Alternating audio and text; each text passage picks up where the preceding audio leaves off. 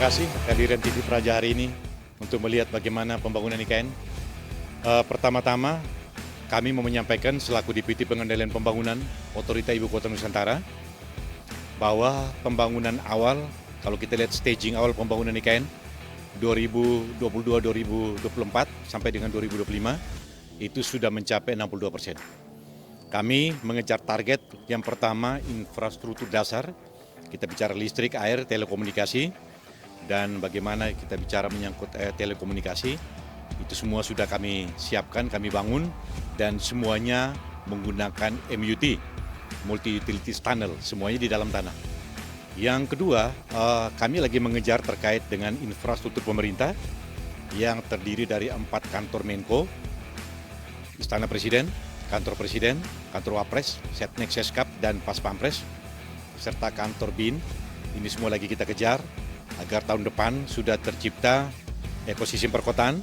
Maka kalau bicara ekosistem perkotaan tidak hanya infrastruktur pemerintah, kami juga membangun mixed use ekonomi, kita bicara menyangkut mall, dan juga bagaimana kami penyiapan terkait infrastruktur layanan dasar.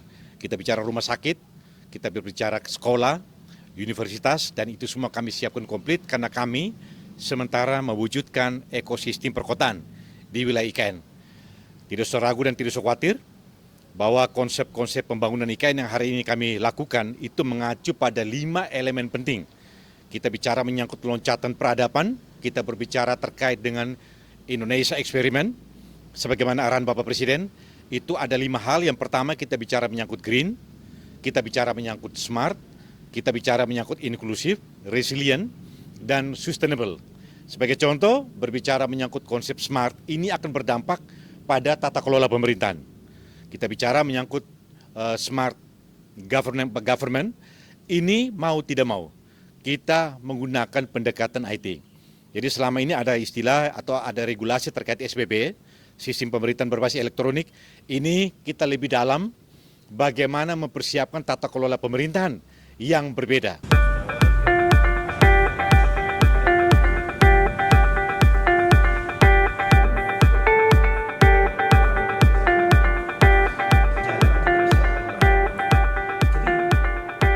Berikut kita berbicara menyangkut green.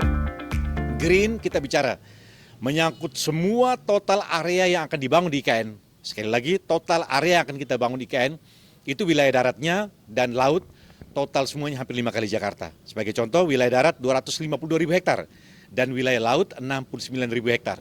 Itu hampir 5 kali Jakarta. Tetapi yang kita gunakan dalam pembangunan nantinya hanya 25%. Sisa 75%, 10% menyangkut pangan berkelanjutan, dan 65% tetap hutan. Inilah konsep Sustainable Forest City yang merupakan ciri khusus ibu kota negara Nusantara dibandingkan dengan ibu kota negara lain di dunia. Saya kira target-target itu yang kami kejar. Kita bicara menyangkut isu smart, isu green. Kalau smart, bagaimana kita bicara loncatan peradaban di bidang teknologi, kita bicara di transportasi misalnya. Di transportasi kita berbicara misalnya kami hari ini sudah menyiapkan bagaimana konsep autonomous driving car. Kita berbicara menyangkut green energy. Kita berbicara menyangkut sky taxi. Ini konsep-konsep baru yang hari ini kita akan coba lakukan di IKN.